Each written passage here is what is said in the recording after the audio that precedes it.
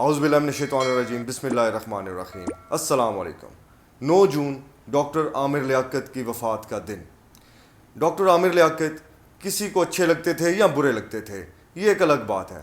ہر معاملے میں، ہر چیز میں ہر انسان کا اپنی ایک رائے ہوتی ہے، اپنی ایک سوچ ہوتی ہے۔ ایک ایسا شخص جو دنیا کے 500 بااثر شخصیات میں تھا، ایک ایسا شخص جو بڑے مضبوط اعصاب کا مالک تھا، ایک ایسا شخص جس نے 300 سے زائد بچوں کو اپنے گھروں میں پہنچایا، ایک ایسا شخص جس نے بہت سے غریبوں کا، بہت سے بے روزگاروں کا، بہت سے لوگوں کی امداد کی، ایک ایسا شخص جس نے بہت عروج دیکھا اور اپنے آخری انٹرویو میں زار و قطار رویا۔ کیا ایز اے قوم ہم اخلاقی، ہم سماجی پستی کا شکار ہو چکے ہیں؟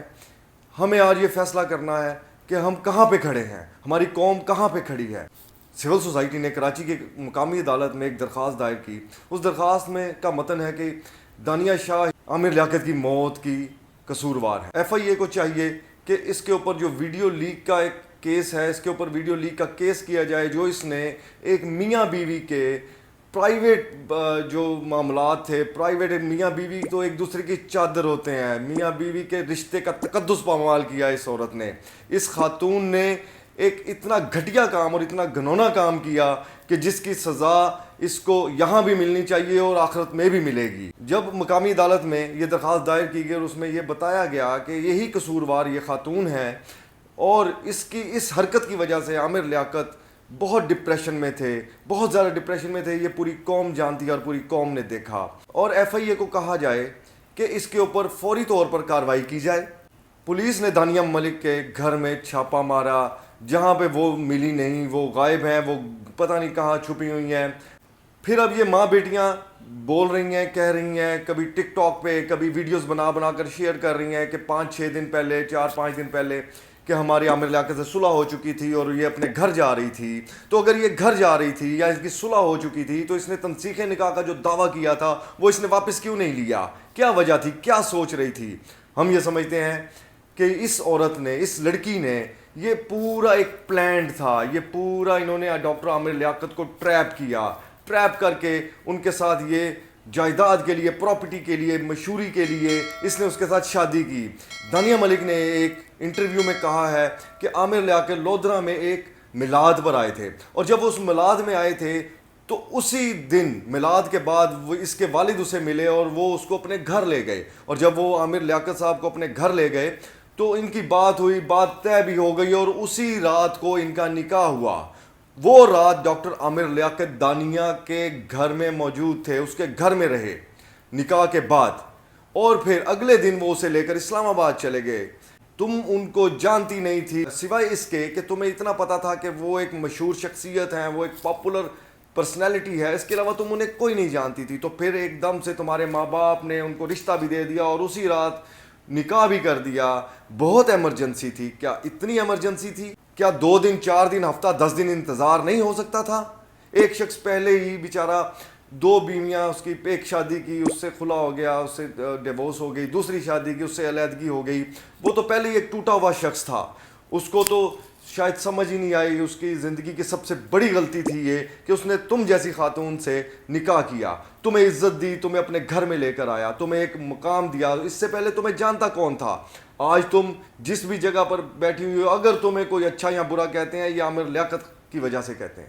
اور پھر تم نے کہا کہ جب میں اسلام آباد گئی تو اگلے ہی دن ہماری لڑائیاں شروع ہو گئیں اور معاملات خراب ہو گئے۔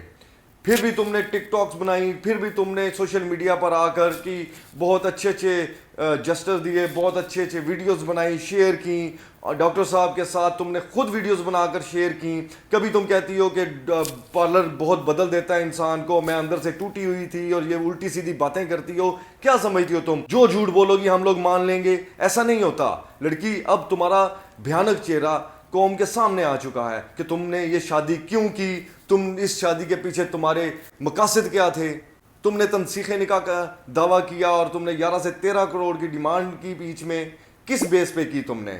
ہاں، اگر تم ایک اچھی بیوی ثابت ہوتی تو بالکل تمہارا حق تھا، تمہیں اس کا حصہ ملنا چاہیے تھا، مگر چونکہ تم نے ایک میاں بیوی کے رشتے کو پامال کیا، تم نے اس کے تقدس کو پامال کیا، تم نے معاشرتی طور پر، تم نے ایز اے نیشن ہمیں ڈیمیج کیا، تم نے وہ کیا جو کہ میاں بیوی کے رشتے کے اوپر ایک بدنما داغ تم نے لگانے کی کوشش کی.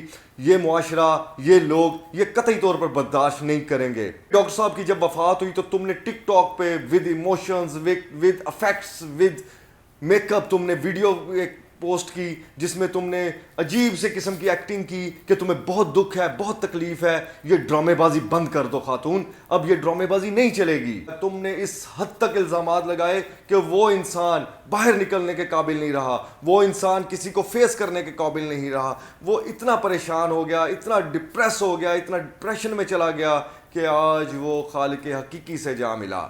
پھر تم نے ایک اور الزام لگا کہ ڈاکٹر صاحب تمہیں کہتے تھے کہ باہر ملک میں جا کر اپنی ویڈیوز بنائیں گے اور اس سے ہم پیسہ کمائیں گے. اس شخص کو پیسے کی کوئی کمی نہیں تھی، پیسے کی بھوک تمہیں تھی، پیسے کے لیے تم نے شادی کی تھی اس سے، اس کو پیسے کی کوئی بھوک نہیں تھی. تم عجیب سے الٹے سیدھے الزامات لگا کر کیا ثابت کرنا چاہتی ہو؟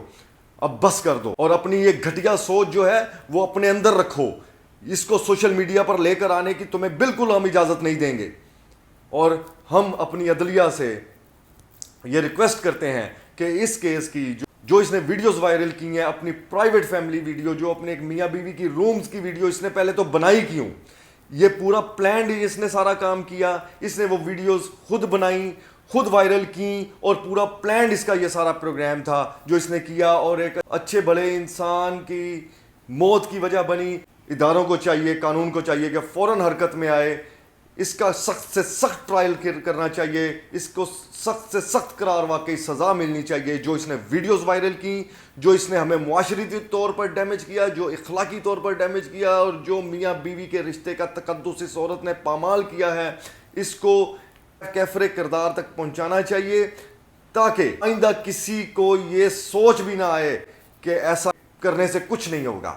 میں اپنی عدالتوں سے، اپنے اداروں سے یہ اپیل کرتا ہوں کہ اس خاتون کو، جو میاں بیوی کے رشتے کو جس نے پامال کیا، اس کو کڑی سے کڑی قرار واقعی سزا ملنی چاہیے. اس کا سخت سے سخت ٹرائل ہونا چاہیے تاکہ آنے والی نسلوں کے لیے یہ ایک سبق ہو.